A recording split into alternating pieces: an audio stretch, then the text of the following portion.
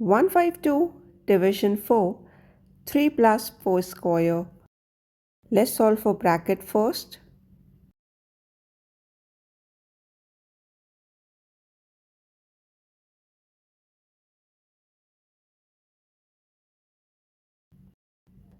Three plus 16.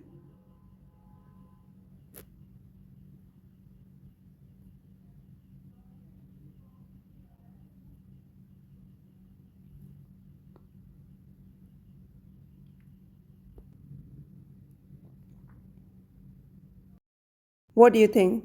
Is it correct? Absolutely not. Let's understand why. So whenever we go by Pemdas, we'll solve the parenthesis first. So 3 plus 4 square. So we were correct till this step.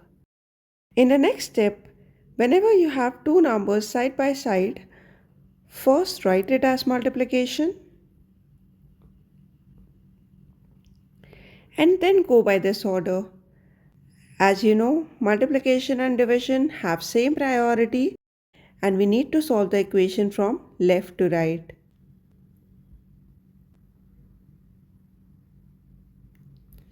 So the correct answer is 722.